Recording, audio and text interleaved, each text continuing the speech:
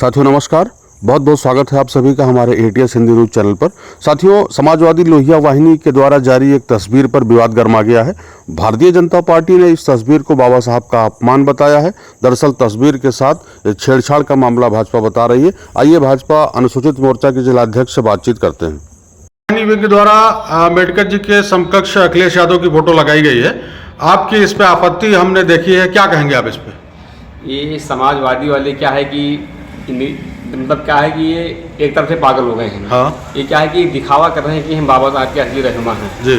और जब समाजवादी पार्टी का इतिहास और चरित्र पूरा देश जानता है जी कि जब समाजवादी पार्टी की सरकार थी, हाँ, तो पूर्व में संभल जो आज संभल है, हाँ, ये पूर्व में भीमनगर हुआ करता था। अच्छा जी। लेकिन समाजवादी पार्टी की जैसे सरकार बनी, सबसे पहला आक्रमण ये हमारे बाबा साहब डॉक्टर भीमराव अम्बेडकर के नाम पर किया। हाँ। और जो आज संभल है, पूर्व में भीमनगर हुआ, सबसे पहले इसका नाम बदला। हाँ। और आपको बताना चाहता हूँ, कानपुर देहात जो हमारे बाबा साहब डॉक्टर भीमराव अम्बेडकर की पत्नी थी रमाबाई अम्बेडकर, वो पूर्व में रमाबाई अम्बेडकर नगर था, आज जो कानपुर देहात हो गया है।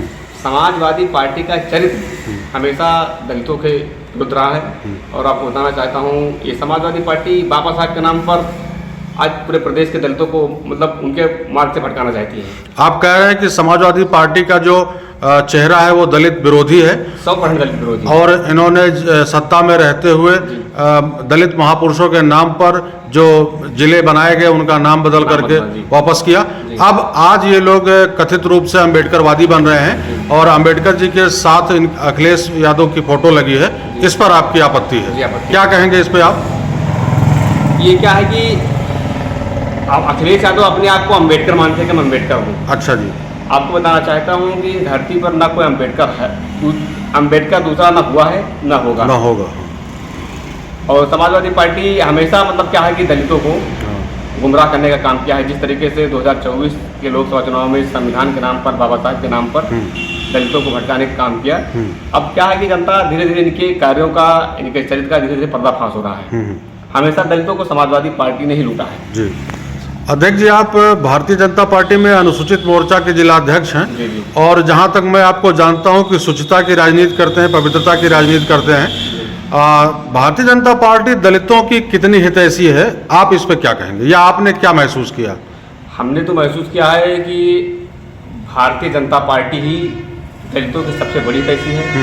आपको बताना चाहता हूँ कि 2014 के पहले जी हमारे समाज के घर में लोगों के घर में बिजली की व्यवस्था नहीं थी। लेकिन जब भारत के सचिव प्रधानमंत्री श्री नरेंद्र मोदी जी प्रधानमंत्री बनते हैं और योगी आदित्यनाथ मुख्यमंत्री बनते हैं, तो सबसे पहले दलितों के घर सौभाग्य योजना के तहत बिजली पहुंचाया ताकि उनका घर रोशनी से रोशन हो सके।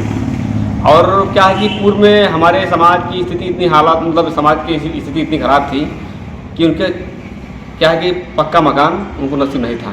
लेकिन हमारी सरकार, हमारे नेता हमारे समाज के लोगों को छत, बिजली, पानी, सड़क व्यवस्था सारी, मतलब शिक्षा, जो बाबा साहब का सपना था कि शिक्षा, स्वास्थ्य, ये मतलब हमेशा क्या है कि शिक्षा और स्वास्थ्य पर लगातार भारतीय जनता पार्टी काम करती चली आ रही है।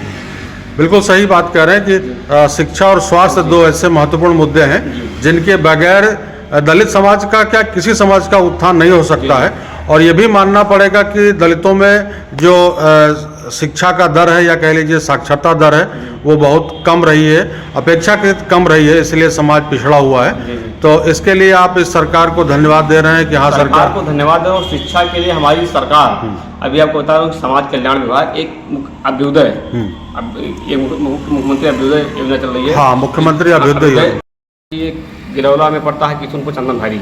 अच्छा। वहाँ पर बाबा साहब डॉक्टर भीमराव अम्बेडकर जी की केवल मंदिर क्या मूर्ति लगी थी, मंदिर बना है। अच्छा। ये कहाँ पर भी? किशुनपुर चंदन भारी पड़ता है गिरौला में। अच्छा। तो वहाँ क्या है कि जब हम लोग पहुँचे तो माननीय विधायक जी से लोगों ने, वहाँ जो स्थानीय लोग थे, उन्होंने कहा कि माननीय विधायक जी, ये मूर्ति हम लोग बनवा के रखते हैं, लेकिन इसका बाउंड्री वाल नहीं है। अच्छा। माननीय विधायक जी ने तुरंत जैसे ही सुना, तुरंत 4000 ईंट भेजकर तुरंत काम चालू करवा दिया। और उन्होंने कहा है कि काम करते रहिए और बाबा साहब की जिले में जितनी भी प्रक्रियाएं जहाँ लगी हैं उसका हम सर्वांगीण विकास करेंगे। तो हम लोग लगातार बाबा साहब के लिए, अनुसूचित जाति के लिए, सबके लिए काम कर रहे हैं। हमारे नेता भी, हमारे जनप्रतिनिधि भी स्थानीय स्तर पर और श्रावस्ती जिले में सबसे बड़ी प्रतिमा माननीय विधायक श्री रामचंद्र पांडे जी ने स्थापित किया। आप देख लीजिए गोपालपुर में। अच्छा, गोपाल के गोपालपुर श्रावस्ती जिले की सबसे बड़ी प्रतिमा। अच्छा, माननीय विधायक श्री रामचंद्र पांडे जी श्रावस्ती जिले की सबसे बड़ी प्रतिमा बाबा साहब की प्रतिमा ये गोपालपुर में लगी है, माननीय विधायक जी ने स्थापित किया, माननीय विधायक जी के द्वारा। अच्छा, ठीक है। तो और मैं सवाल करूँ, ये समाजवादी वाले जो अम्बेडकर कर रहे हैं, मैं श्रावस्ती जनपद में समाजवादी नेताओं से पूछना चाहता हूं कि अगर एक भी प्रतिमा आपने स्थापित कराया हो तो बताइए। ये समाजवादियों से आपका बड़ा सवाल है कि अगर आपके कार्यकाल में कहीं एक भी प्रतिमा अम्बेडकर साहब की लगी हो तो बताइए। हाँ, ये बड़ा सवाल आपका। और मैं बताना चाहता हूँ कि जब 2012 में बहुजन समाज पार्टी की सरकार थी, उससे पहले अखिलेश यादव जी विपक्ष में थे, तो उनका एक ही एजेंडा था कि जब हम सरकार में आएंगे तो जो लखनऊ में बाबा साहब की प्रतिमाएं बनी हैं, सबसे पहले इसको भी ध्वंस करेंगे। बिल्कुल, उन्होंने कहा था। अच्छा, कि इसको हम ध्वंस करेंगे। अच्छा, तो समाजवादी का चरित्र पूरा देश जानता है कि समाजवादी पार्टी दलित विरोधी है, आरक्षण विरोधी है। आरक्षण के नाम पर 2024 के लोकसभा चुनाव में आरक्षण और संविधान के नाम पर समाजवादियों ने जिस तरीके से लूट मचाई है और अपने चरित्र पर उन्हें ध्यान नहीं देते कि हमने किया क्या है। तो आपको बताना चाहता हूं कि समाजवादी पार्टी बाबा साहब डॉक्टर भीमराव अम्बेडकर ने संविधान में आरक्षण की व्यवस्था दी थी, लेकिन यही समाजवादी पार्टी ने प्रमोशन में आरक्षण की व्यवस्था को खत्म कर दिया और जो बाबू थे उसे प्राची बना दिया। अध्यक्ष जी, आप अनुसूचित मोर्चा के अध्यक्ष हैं भारतीय जनता पार्टी में।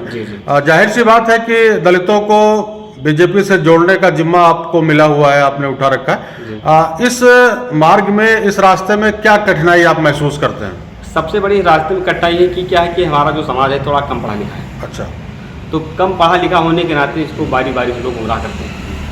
ये बहुत बड़ी बात आप कह रहे हैं कि समाज को कम पढ़ा लिखा होने के नाते बारी बारी से लोग गुमराह करते हैं। अच्छा, लेकिन धीरे धीरे क्या है कि हमारी सरकार शिक्षा पर विशेष ध्यान देती है और शिक्षा पर ध्यान देने के कारण लगातार धीरे धीरे बहुत तेजी से उससे सुधार हो रहा है और समाज जान चुका है, कांग्रेस और समाजवादी का इतिहास जान चुका है कि किस तरीके से कांग्रेस ने बाबा साहब को चुनाव हराया कि किसी भी तरीके से सदन में न पहुंचने पाए। और कांग्रेस ने तो इतना कहा था कि अम्बेडकर के लिए संसद के दरवाजे क्या खिड़कियां भी बंद रहेंगी।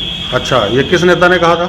ये कांग्रेस ने खुद ने कहा था। अच्छा, कांग्रेस ने कहा, नेहरू जी ने खुद कहा था। क्या कहा था फिर से? उन्होंने कहा था कि अम्बेडकर के लिए संसद के दरवाजे क्या खिड़कियां भी बंद रहेंगी। अच्छा, और आज अम्बेडकर के नाम पर लूटने का काम कर रहे हैं। आज सब लोग अम्बेडकरवादी होने का काम कर रहे हैं और वास्तव में अगर किसी ने अम्बेडकर के नाम अम्बेडकर के लिए किया है तो भारतीय जनता पार्टी ने किया है। अच्छा जी, बाबा साहब के जन्म से जुड़े 5 स्थान थे, हमारी सरकार ने पंचतीर्थ के रूप में विकसित कर दिया।